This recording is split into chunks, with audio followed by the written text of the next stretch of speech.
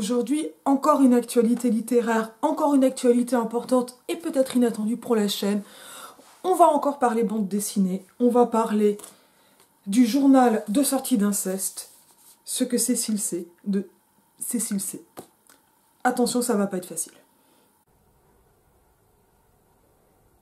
Moi, je connais Cécile C comme compte Instagram, évidemment, je mets le lien du compte en description, donc de la personne. J'imagine que c'est un pseudonyme de lettres comme Tiffany D. Le D est aussi une façon de faire pseudonyme ou patronyme à partir d'une lettre, comme Malcolm X, enfin il y a d'autres exemples dans l'histoire et notamment l'histoire littéraire. C'est un compte qui est déjà, je crois, d'utilité publique, qui est très littéralement ça, le journal d'une sortie d'inceste ou de l'inceste, et qui est extrêmement marquant déjà en fait à un niveau pictural, à un niveau de dessin. Donc moi, pour situer, c'est un compte que je suis depuis au moins quelques mois, qui parle beaucoup de VSS, mais plus généralement de l'inceste comme un système, et ce n'est pas du tout une nouveauté inventée par Cécile C, c'est-à-dire que ce fonctionnement en système clanique de l'inceste, c'est quelque chose que l'on a déjà appris avec le berceau des dominations de Dorothée Ducy. Donc ça, c'est un livre qui a pas mal circulé. Si le PDF est encore accessible légalement, je vais le mettre en description, mais qui est réédité en poche depuis quelque temps, qui nous ramène à cette grande idée que le patriarcat, ça n'est pas que le sexisme, ça n'est pas que la domination masculine, c'est un système qui est fondé sur une prééminence de la famille, un fonctionnement clanique de la famille pour les pères, mais pas uniquement pour les pères, et pas les pères c'est bien, les mères enfin les pères seraient mal d'un point de vue féministe ou bien dans un point de vue patriarcal, et les mères... Voilà. Donc non, c'est un fonctionnement très très compliqué et qui arrive sur le devant de la scène, alors avec un peu la question du consentement de Springora, surtout la Familia Grande de Camille Kouchner, qui est citée plusieurs fois par Cécile C, et que moi je dois avouer je n'ai pas lu. Évidemment Triste Tigre de Neige-Tino, dont j'ai déjà parlé sur la chaîne. Je vais parler vraiment spécifiquement de ce livre, qui est donc une bande dessinée sous la forme d'un journal, notamment avec ce petit élastique façon Garnet Moleskine. Moleskine est une marque. Mais on est vraiment dans un cas d'antonomase avec Moleskine qui donne un peu comme le frigo. Frigo, c'est une marque, et donc on appelle l'objet par le nom de la marque, frigo, sopalin, poubelle, on a plein d'exemples. Bon. Ça fait un très bel objet, et donc moi j'ai aussi assisté à la présentation, au lancement, il y en a eu plusieurs, j'ai assisté à celui de la librairie que j'adore, Majo, qui est dans le 5e, et c'était un très très beau lancement, et j'ai été aussi assez frappée par... j'allais dire l'humanité, non pas que je la pensais inhumaine, mais par la très grande pertinence de Cécile C dans ses réponses, c'est-à-dire des réponses qui n'étaient jamais heurtantes, quand bien même il pouvait y avoir un désaccord. Et qui allaient proposer, très important, des reformulations plutôt qu'imposer des réponses. Alors dit comme ça, je reste encore assez flou, on va entrer plus précisément dans le livre, mais ça, ce sont donc des éléments comme en désordre, à partir de quelque chose qui finalement a besoin peut-être du désordre pour pouvoir se dire, ou qui ne peut se dire autrement que dans le désordre, parce que la linéarité même du récit est rompue. On est dans une... donc il s'agit d'une bande dessinée sortie chez Marabout. Alors est-ce que c'est Marabule comme le...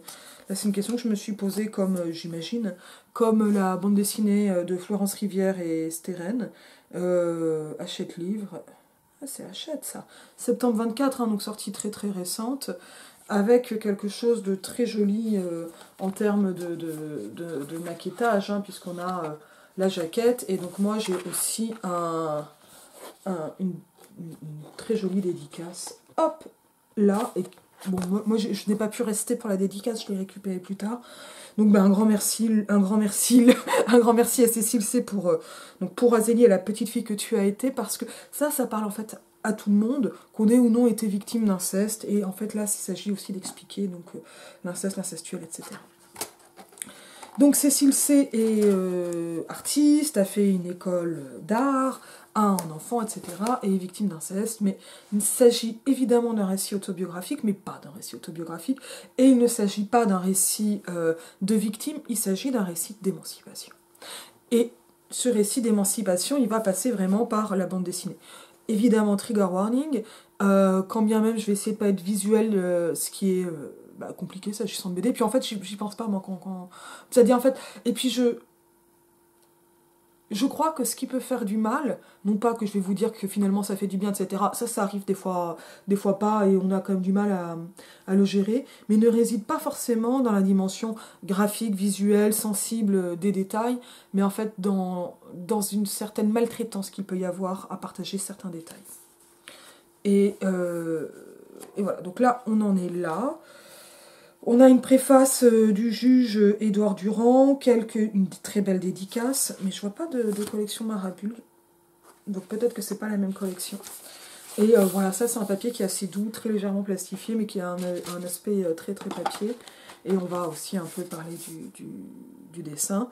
Je dédie ce livre à Mademoiselle Patouche, qu'on va apprendre à connaître, à Arslan et à tous les enfants, vivantes ou intérieurs, qui s'y reconnaîtront, ce qui est quand même une manière très inclusive de s'adresser au monde en permettant au monde de se reconnaître. Et avec cette photo tout de même assez étrange et flippante. Alors bon, moi je veux dire, je suis née en 87, Cécile C est née en 81, donc on n'a pas exactement les mêmes photos de famille, mais enfin il y a quand même des ressemblances. Donc c'est goûter d'anniversaire absolument creepy, et là où tous les enfants ont des masques. J'ai des photos de moi à 2-3 ans, très très heureuse de porter un masque et très frondeuse dans la tenue, mais il y a quelque chose de parfois un peu étonnant dans ces photos de famille. Et évidemment qui change de statut, de regard, de sens au moment même où il y a quelque chose de cet ordre-là, c'est-à-dire d'une sortie, d'une émancipation. Et qu'est-ce que ça veut dire une émancipation? Et comment en fait cette émancipation passe justement par une compréhension particulièrement sensible et incarnée d'un système de domination. Ça va? On continue. De toute façon, vous ne pouvez pas me répondre. Donc, ce que Cécile C, journal de sortie d'inceste, on a déjà beaucoup de choses à dire dès ce titre, dès cette couverture, c'est-à-dire finalement, évidemment, l'homophonie absolue entre Cécile C, probablement une initiale, mais qui est patronymisée, ou qui est une façon de se nominer, de se désigner soi-même en partant ou en évacuant le patronyme, et en même temps, là on est quand même sur une hypothèse parce que je ne connais pas le patronyme nom du père, patriarcat, de Cécile, je vais me permettre de l'appeler par son prénom là pour qu'on entende la suite, avec cette évidemment homophonie complète entre le C et E, et le verbe savoir, hein, de la troisième personne du présent de l'indicatif, ce qui va finalement, par cette espèce de relatif substantif, c'est-à-dire c'est une relative qui a une fonction nominale, c'est-à-dire de groupe nominal, on désigne quelque chose par un savoir, et par un savoir qui n'est pas, ou n'est pas purement, ou n'est pas exclusivement, ou n'est pas uniquement théorique. Et donc ce savoir,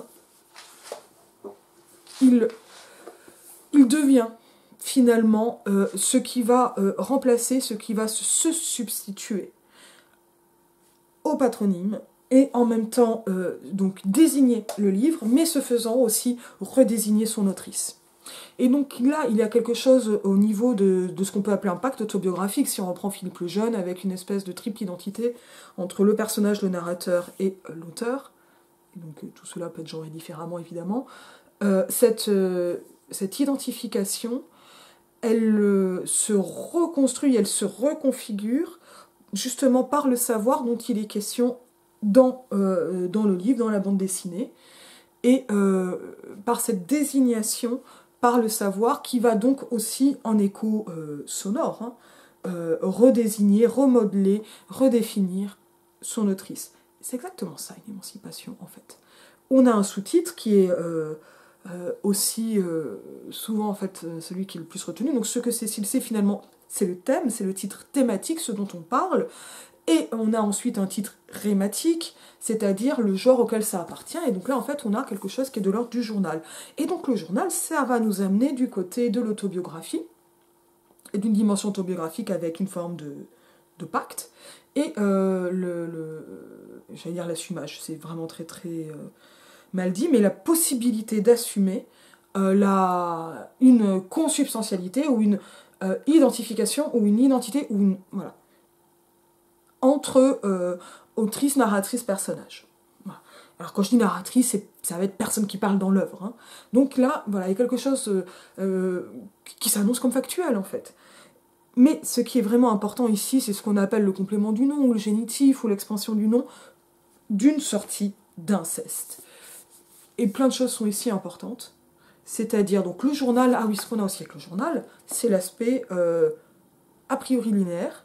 Mais cette linéarité, elle est celle des événements. Mais les événements là, ils ne sont pas dans l'événement inceste, parce que l'inceste n'est pas un événement, il est une condition. Il est une situation dans laquelle on va grandir, et dont des événements peuvent surnager. L'inceste incestuel. Je vais dire inceste pour simplifier, mais avec inceste, j'inclus aussi incestuel, on va probablement en reparler. Donc, il va parler plus d'une condition, d'une temporalité étendue, plus que d'une temporalité ponctuelle et événementielle. Ça, c'est extrêmement important d'en parler. Donc, le journal, donc voilà, il y a toutes ces questions octoriales, mais à un niveau temporel, on n'est pas dans l'événementialité éventuellement sordide et des détails du récit d'inceste, on est dans le récit de la sortie de l'inceste. Et on a même à un moment, alors je vais le dire maintenant parce que je risque d'oublier, cette citation de Triste Tigre de Neige Sino, qui m'avait aussi marqué quand j'avais lu Neige Sino, qui raconte comment, en tant que victime, elle va chercher les détails des récits d'inceste des autres victimes, dans les livres témoignages, autobiographiques, etc. Quand on dit témoignage, ça ne veut pas dire sans littérarité, voilà, mais qui vont raconter ça avec ce type de pacte autobiographique, et avec même une recherche et une forme d'avidité qui en même temps peut avoir une réticence, une appréhension, voilà, et qui est questionnée, mais qui est déjà aussi exposée. Et voilà, cette dimension-là, elle est refusée, non pas refus du voyeurisme, du scandale ou des choses comme ça, parce que ce n'est pas non plus ce qu'il y a chez Neige Sino, mais elle est commentée. Cet évitement va lui-même être commenté pour raconter autre chose. Et je pense que l'autre chose, c'est non pas comment l'inceste fonctionne, mais comment, en comprenant l'inceste, j'en suis sortie. Et c'est vraiment pas la même chose en fait, mais c'est très très important aussi de vraiment faire ce distinguo, mais où la sortie va être... voilà, elle aussi, elle ne va pas être linéaire. Donc j'ai lu la dédicace qui s'éclaire différemment quand on a lu la bande dessinée, et on revient finalement à une page. Donc hop, je vous ai montré cette photographie, et à la page titre avec ces 3 petits-enfants qui répondent inexactement aux 3 enfants de la photographie, mais donc ils vont là aussi renforcer cette possibilité d'impact, et voilà, c'est pas une ressemblance stricte, mais enfin on peut y comprendre quelque chose, ce qui permet évidemment aussi de garder de l'intime. Alors il y a eu, ça avait été dit à la présentation, une relecture juridique assez fine, assez vigilante de l'ouvrage, pour des raisons évidentes. Là, on atteint la diffamation. Je rappelle que la diffamation, ça n'est pas forcément mentir, c'est porter atteinte à l'honneur, et éventuellement, ça peut aller avec une intention de nuire. On a les questions d'intrusion de la vie privée, etc. Et ça, ce sont des moyens qui peuvent être des moyens de défense de gens qui sont attaqués, mais qui sont aussi des possibilités de procédure bâillon.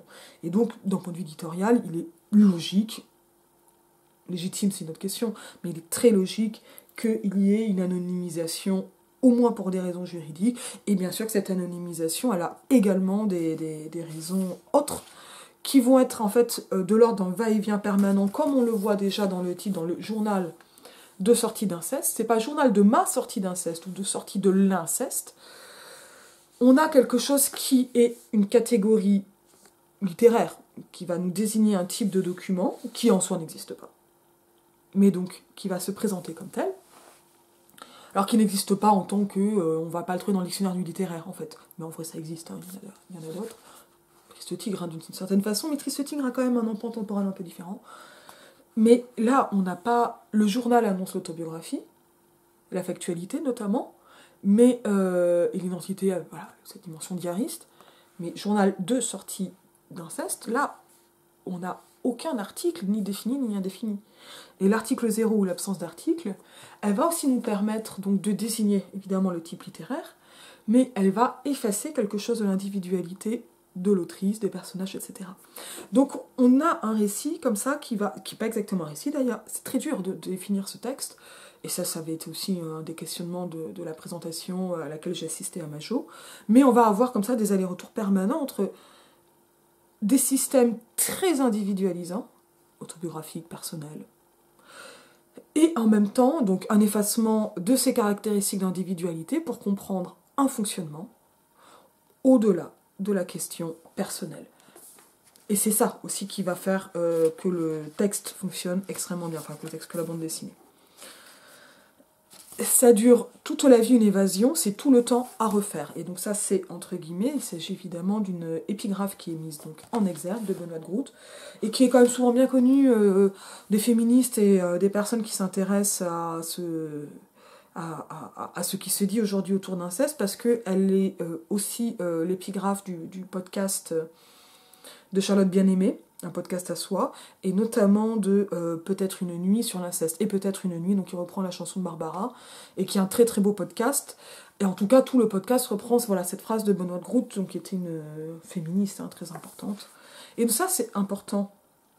Cette évasion, elle va nous ramener évidemment à la fuite qui est annoncée, elle nous ramène à cette temporalité qui est longue de l'inceste, mais aussi de cette émancipation, de cette sortie, de cette fuite, de cette évasion qui dure et qui ne cesse de revenir. Et en fait, c'est aussi une condition que de s'évader, en termes de temporalité. Et puis moi, j'aime beaucoup aussi le fait qu'il y ait, je ne pense pas que ce soit au premier plan, mais une linéarité, une transmission entre générations de féministes. Mais c'est pas 100% féministe. Non pas que ce soit anti-féministe du tout, bien au contraire, c'est pas le sujet en fait.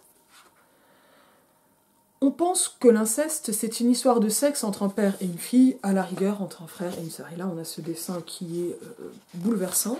C'est-à-dire, en fait, là, on peut déjà parler du graphisme, du trait, et des couleurs d'ailleurs, incroyables de Cécile C. Alors, je sais pas si c'est vraiment faux crayon de couleur ou avec des outils façon crayon de couleur, mais on a quelque chose qui reproduit, imite, s'inscrit dans, qui retrouve, qui renoue avec quelque chose de l'ordre d'un dessin d'enfant, ou qui peut sembler dessin d'enfant, par sa simplicité et en fait sa dimension allégorique, stylisante. C'est-à-dire là, on va remarquer, on n'a pas de visage, hop là,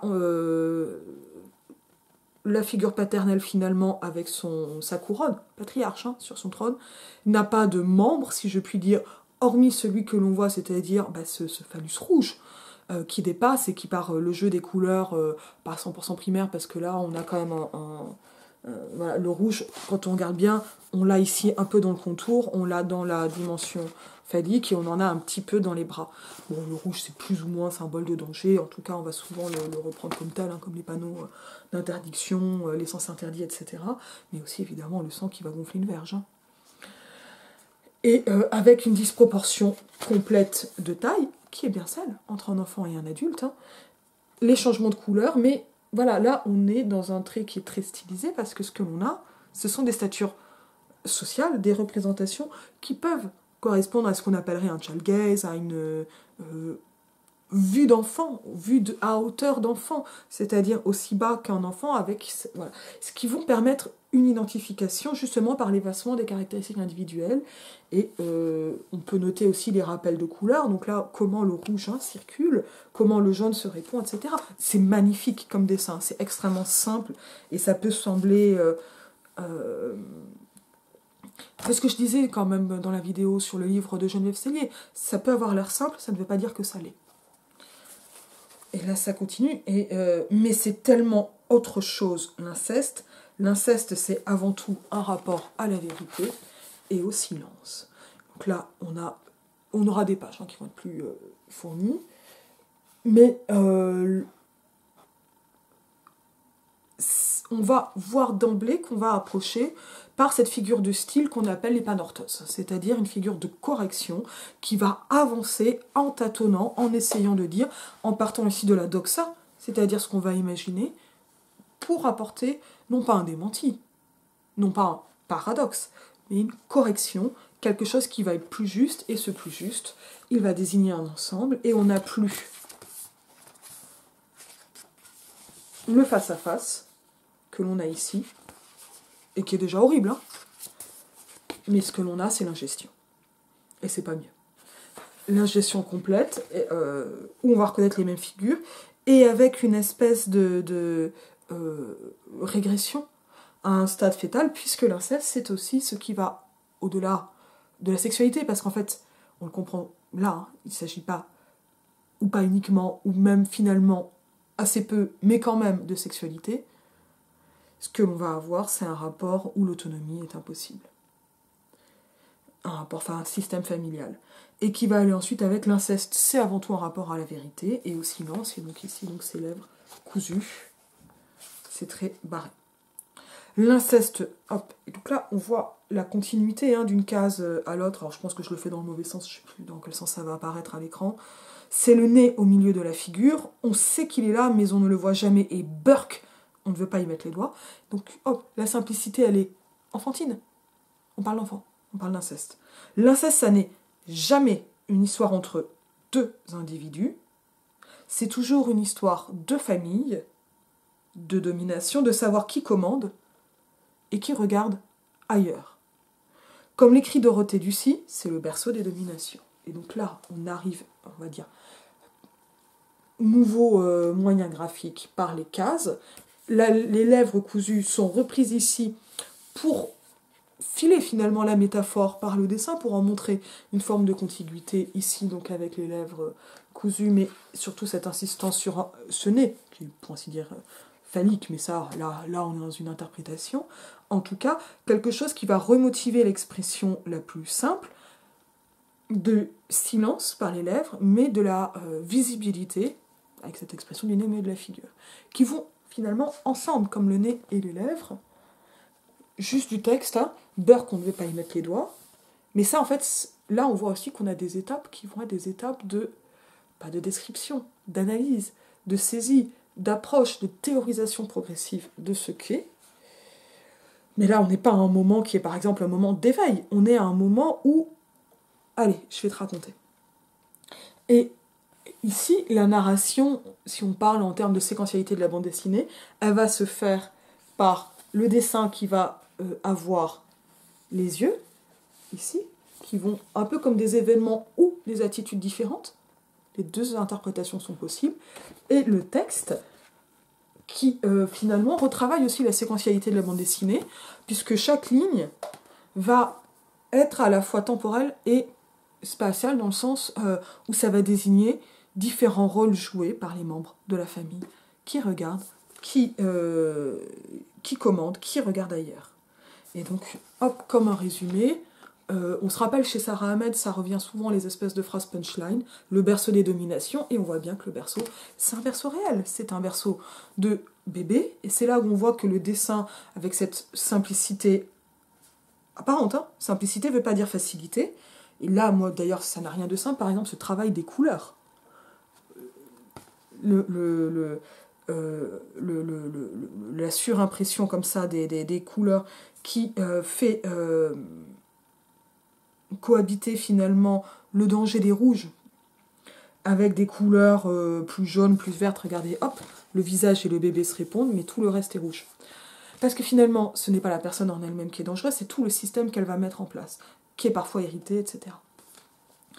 Et le berceau, ici, il est littéralement dans les bras. C'est-à-dire que finalement, le berceau des dominations qui est de l'ordre d'un modèle de pensée chez Dorothée Ducy pour expliquer que l'inceste est d'une certaine manière le rapport de pouvoir, j'ai envie de dire matriciel, sur lequel les autres se calquent et qui permet de comprendre les autres dominations, les autres rapports de pouvoir. Ce berceau métaphorique est un berceau réel, formé par les bras, pas seulement du patriarche, de la personne incestueuse. Donc là, on a déjà, on a déjà tout dit, mais on va quand même essayer d'avancer un peu dans la bande dessinée. Et après, on va avoir quelque chose de plus détaillé par l'autobiographie de Cécile C, donc ici avec mon frère.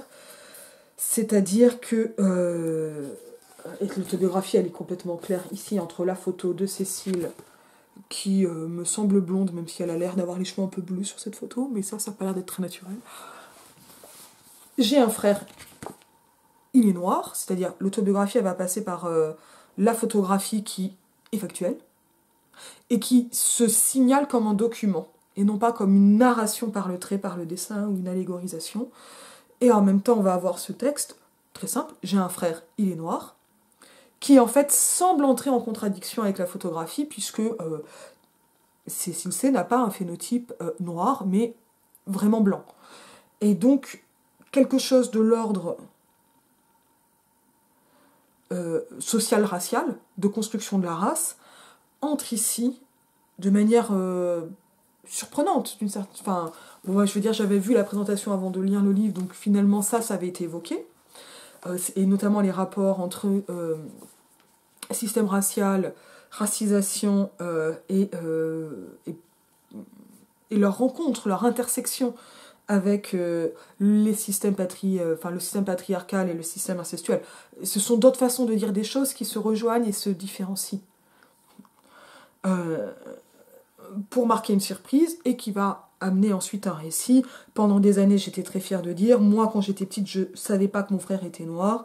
Je pensais que c'était la preuve que j'avais une famille géniale, très ouverte et que les enfants ne sont pas racistes. Donc là, on a la légèreté dans la case de la discussion. Ça passe avec le bras, je savais pas. L'espèce d'image, je vais dire Benetton pour parler d'un cliché, mais donc de cette image à cœur ouvert et de grande humanité. J'ai découvert que mon frère était noir le jour où l'on m'a dit que c'était mon demi-frère.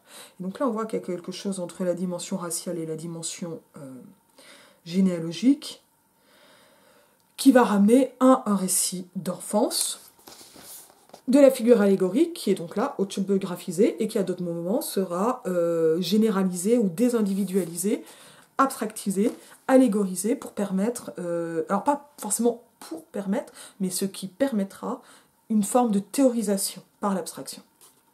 Je me souviens de l'éclair qui m'a traversé, mon cerveau s'est embrouillé, je n'y comprenais rien. Et donc là, on a tout le récit de ce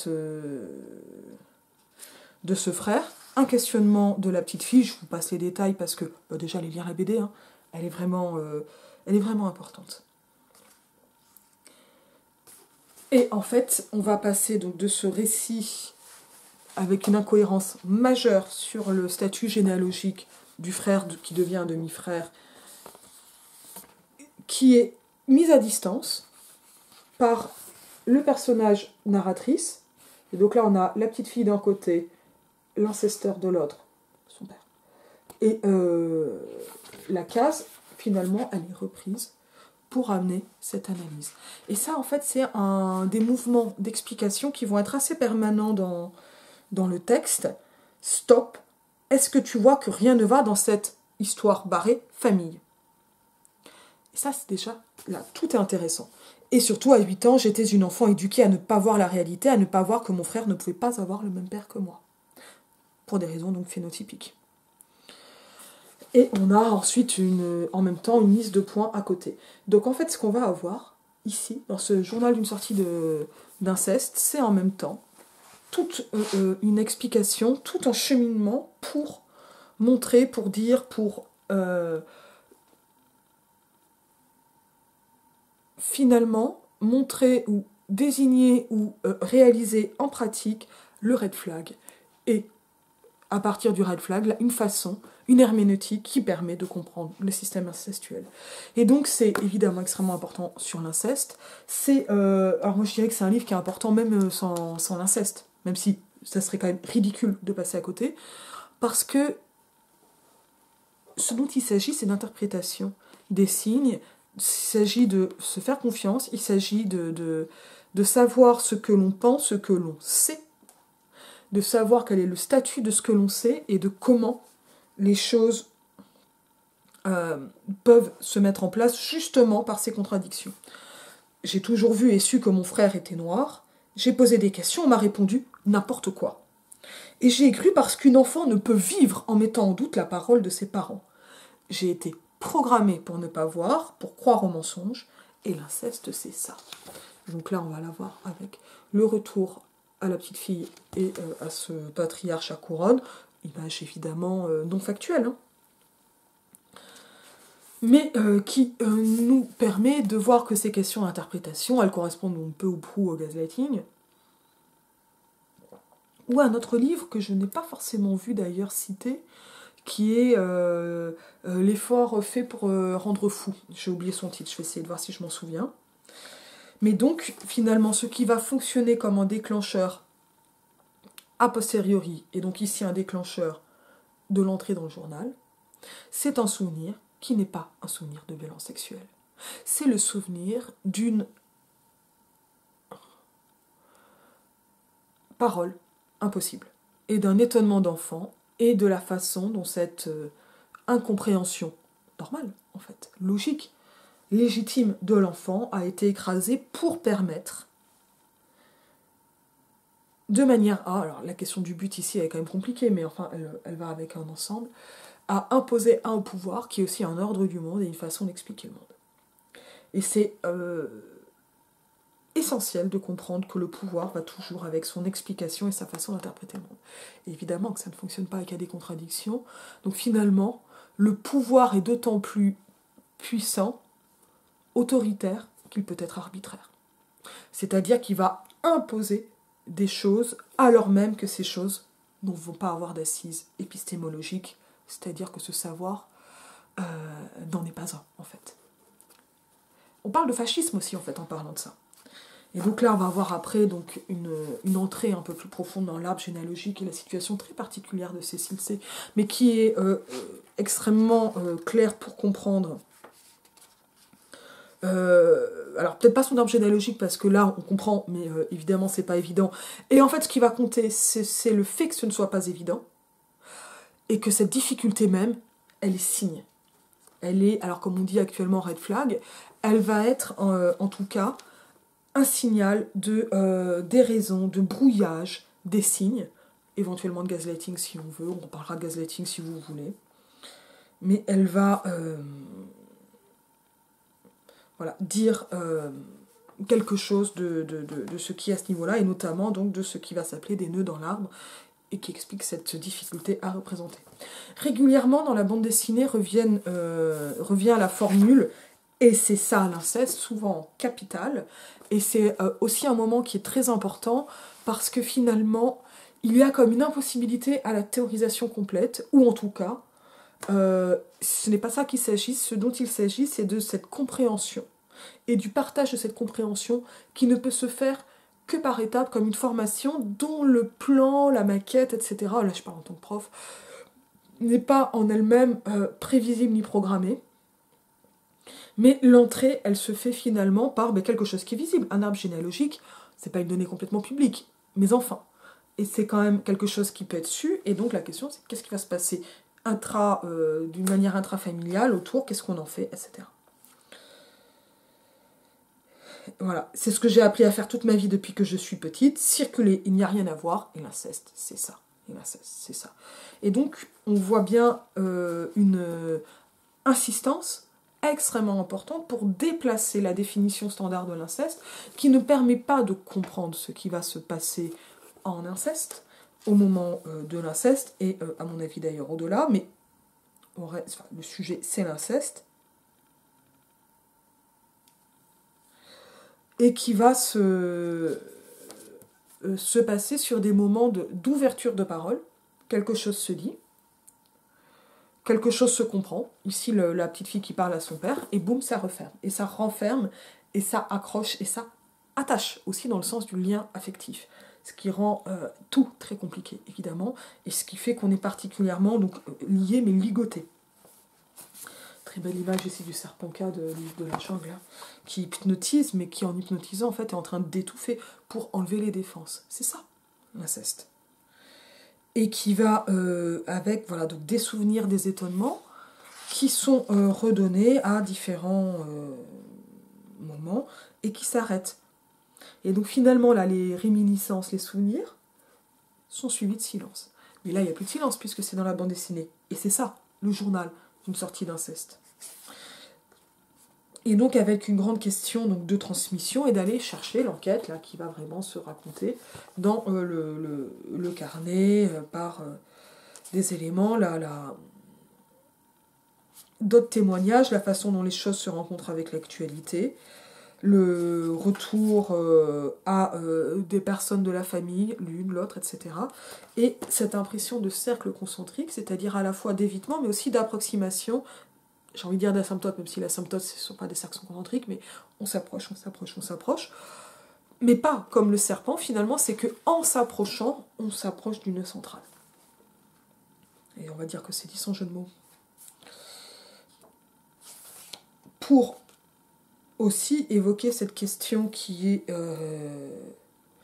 monumentale de l'amnésie traumatique, du silence, du lien familial, avant, après, de comment ça va fonctionner, avec un ensemble de textes, de citations, donc du journal d'époque, donc là le témoignage d'une tante, des textes juridiques, des textes théoriques, donc là par exemple Sarah Boucault, inceste commis par des mineurs, le grand déni, la déferlante, rapport sur la prise en charge, je suis page 53, des mineurs auteurs d'infractions à caractère sexuel, donc tout cela en fait entrant dans une enquête, mon psy, autre étape de l'enquête.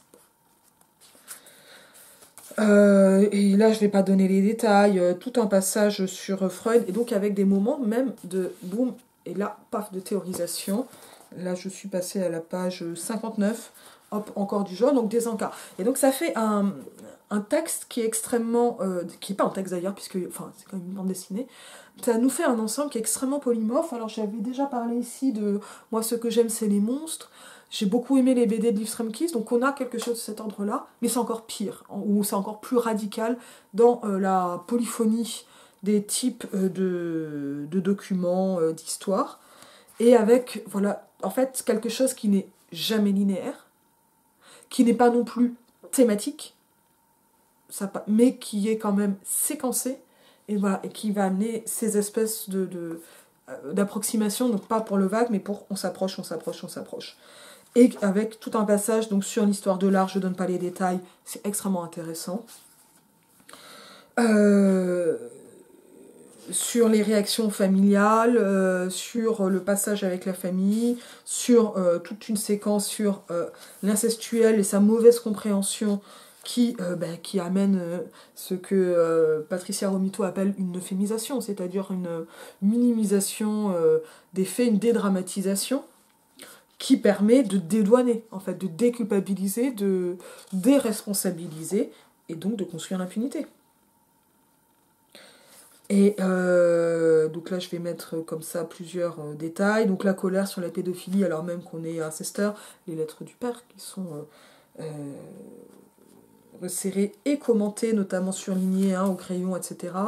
Tout un passage, toute une séquence extrêmement importante, c'est vraiment traîné au milieu de la figure, sur l'évidence de l'incestualité, on dit pas de l'inceste, on dit de l'incestualité de la famille Gainsbourg. Donc ça, c'était des choses qui étaient sur Insta, mais pas avec ce degré de détail, me semble-t-il. Enfin, et alors voilà, sur le statut très spécifique au savoir, notamment au savoir scientifique, ici renforcé par le fait que le père de Cécile C est ou était médecin, mais plus largement ce que cela va signifier en termes de rapport de pouvoir, en fait. Enfin là, je fais un ensemble un peu rapide, mais pour montrer quelque chose, mais qui est bien de l'ordre d'une enquête, mais d'une enquête qui n'a rien d'un reportage, qui n'est pas un podcast, mais qui pourrait se rapprocher du podcast. Mais un podcast va quand même plus souvent faire alterner témoignages et théories, par exemple, qui n'est pas du tout académique, et qui n'est pas non plus strictement autobiographique. C'est-à-dire, l'autobiographique devient autre chose.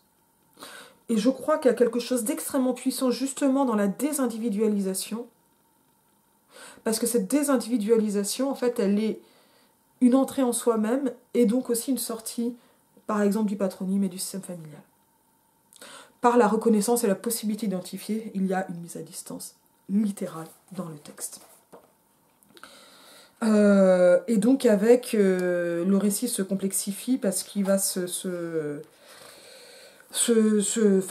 il tire plusieurs fils qui vont se renouer, et ça c'est aussi quelque chose de très fort parce que cette façon dont les choses sont nouées rappelle elle-même par la mise en page, par la mise en récit, par la séquentialité, la mise en étau, par les liens que forme l'inceste. On a au milieu tout en carnet noir qui revient sur la nativité, extrêmement beau passage aussi. Et tout ce que cela va impliquer, en fait, finalement, et en fait tout ce que l'inceste, ou plutôt non pas l'inceste, mais la découverte et la mise à distance de l'inceste, va amener de bousculades et de redéfinition et de recatégorisation du monde, et tout ce que cela va jouer également donc, sur la vie familiale. Par exemple, je ne suis pas une bonne personne pour en finir avec le mythe des gentils et des méchants, pour rappeler, pour redéfinir, ou plutôt même pour finir avec la catégorisation bon et méchant, et pour comprendre comment la mécanique incestuelle est une mécanique globale, où tout le monde joue un rôle et on regarde et on ne regarde pas.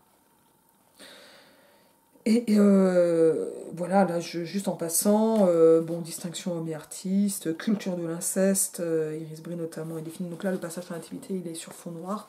Et il va lier Noël avec la fête de famille, évidemment. Parce que on vit dans une société qui place la famille en son centre. Et ça, c'est quand même très discutable, et ça mérite d'être réfléchi. Et l'institution famille mérite d'être au moins ouverte. Ça, c'est un minimum. Et ça, c'est des très nombreuses, très foisonnantes pistes de réflexion, comme aussi d'action, qui est ouverte. Je dis d'action, et un moment très important, et toute la séquence qui dit « croire est un verbe d'action », et donc quand on va dire « je te crois » à quelqu'un, qu'est-ce que cela va signifier à un proche, victime? Qu'est-ce qu'on va en faire? Évidemment, ça m'a énormément touchée comme moment, parce que le « je te crois » est un verbe d'action, appelle en fait à rejoindre les mots et les choses, à redonner une substance et un sens profond aux mots, c'est-à-dire à sortir, si on parle en termes de psycho, d'une forme de dissociation, mais aussi donc à s'aligner, plus développement personnel, mais aussi à avoir finalement une certaine forme de conséquence morale et philosophique, si on veut le dire encore en d'autres termes. Et ce n'est pas qu'une question de délicatesse et de politesse, en fait. Là, c'est aussi une question de vivons-nous dans un monde où il y a une jonction entre les mots et les choses? La réponse est oui, évidemment. Et le macronisme, par exemple, ne cesse de le faire. Mais voilà, qu'est-ce qu'on en fait? Et pourquoi les choses sont rendues ainsi possibles? Qu'est-ce qui va se passer de ça? Voilà. Et donc, avec aussi cette sortie, et bien sûr, des numéros à la fin, et donc des questions, qui sont pas, tout n'est pas du tout individuel, et donc tout un petit mémo à la fin, petit, qui n'est pas si petit que ça, et qui est assez dense, les violences sexuelles, comment protéger nos enfants. Et qui est extrêmement important, ça a été l'objet à un moment de la discussion lors de la présentation donc biblio. Puis, vous voyez, aujourd'hui on a des bandes dessinées avec des bibliographies. Je veux dire, c'est pas que j'aime pas Pilote ou le journal de Tintin, hein. Je veux dire, j'ai grandi dans la bande dessinée. Mais peut-être que le moment où on mettait des zizi partout en BD quand Gottlieb faisait Ra Lovely, c'était pas ça le moment adulte de la bande dessinée. Peut-être que le moment adulte de la bande dessinée, c'est le moment où on se dit que va-t-on faire? Et peut-être que Vives, c'est pas ni de la BD adulte qui refuse d'être de la BD pour enfants, ni de la BD transgressive, c'est trop cool, et super, on est tous des ados. Peut-être que c'est juste de la BD de salopard, en fait. Et qu'il est temps de vraiment réfléchir de manière conséquente au monde que l'on fait, et qui passe par absolument toutes ces dimensions. Et alors, est-ce que cela signifie que les œuvres que l'on lit doivent toutes être morales, etc. Certainement que non. Est-ce que cela signifie qu'elles doivent être amorales ou qu'on doit accepter la moralité, voire l'immoralité? Ma réponse est oui, on doit le refuser. Là, il est temps maintenant de considérer très sérieusement ce qui est signal de violence, ce qui construit l'impunité, et que ces ensembles de violences, de pouvoir, d'appropriation, d'objectification des autres, et en particulier des enfants, se construit à absolument tous les niveaux. Alors je vais revenir sur un passage un peu plus général sur la bande dessinée. Je l'ai adorée. Et en même temps, évidemment, que je l'ai détestée parce qu'elle est dure à lire. Elle se lit néanmoins bien, avec d'énormes guillemets, dans le sens où, vu le sujet, énorme réussite. Et pictural aussi, c'est un dessin qui a énormément fonctionné sur moi et que j'ai trouvé brillant. Et qui décloisonne, qui ouvre finalement les cages dans lesquelles nous nous trouvons enfermés, qu'on soit ou non victime, je crois. En tout cas, il ne s'agit pas de réfléchir ici uniquement ou en tant que victime, pas victime, mais je crois qu'il s'agit de prendre sa place dans le monde en faisant quelque chose aussi pour le monde, qui signifie pas forcément monter une barricade, mais qui doit passer par un décloisonnement collectif du clanisme qu'engendrent les rapports de domination, la violence, et notamment la violence incestueuse et incestuelle. Ça paraît un peu détaché ici de la bande dessinée. Je crois que c'est là, voilà, j'ai un peu retracé le parcours qu'elle offre. Je crois que c'est une bande dessinée qui fonctionne comme... alors qui est complètement en regard finalement de celle de Florence Rivière que j'évoquais avec Flo, la Estérène, la semaine dernière, c'est-à-dire que finalement on a un avant-après dans Tu n'auras pas mon silence, et ici on est sur le pendant entre l'avant et l'après. Et en fait avec cette difficulté qu'on ne sait pas où sera l'après. Et ça amène quelque chose qui est absolument... j'allais dire passionnant. Bon, je vais pas dire passionnant, non pas parce que c'est cliché, mais c'est cliché, hein, mais qui attrape, qui est réellement saisissant pour repenser aussi ce qu'est.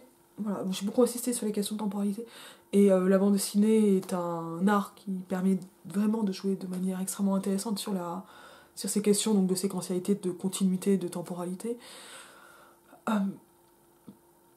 Parce que la séquentialité, c'est un art discontinu, donc il peut y avoir un vide entre les deux, il peut y avoir, là on l'a vu, des choses qui vont se passer en même temps, et en même temps, quand on voit une planche, on la voit d'un coup, mais on va pouvoir zoomer nous-mêmes avec nos yeux, et en fait c'est un art qui favorise une grande autonomisation de ses lecteurs, et encore plus finalement sur Instagram, en papier que sur Instagram, parce que c'est un objet que l'on va saisir, et c'est nous qui allons porter ou non notre attention sur ces détails. Et même si la bande dessinée ménage un ordre de lecture, on le sait, on lit de gauche à droite et de haut en bas, par exemple, en français. C'est pas le cas dans toutes les langues. Et cet ordre de lecture, il peut être bousculé ou repris, etc. Mais il y a quelque chose qui va se jouer entre l'instantané de la vision et l'attention qui va scruter les détails, qui est, je crois, déjà par les yeux, quelque chose qui favorise une grande autonomisation, et qui se retrouve finalement ici à tous les niveaux, à toutes les dimensions de ce livre, qui, en termes de livre, me semble une vraie réussite, et dont la lecture est en même temps paradoxalement facile, quoique éprouvante, mais je crois que c'est justement parce qu'elle est éprouvante qu'elle nous aide à nous aligner. J'aime pas trop moi ce vocabulaire, mais elle constitue une expérience d'émancipation en fait.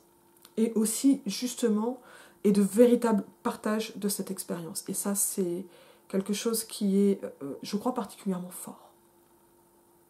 Et je vais en rester là. Je vous dis à bientôt. Un grand merci et un grand bravo à Cécile C pour ce très très beau volume, très difficile aussi.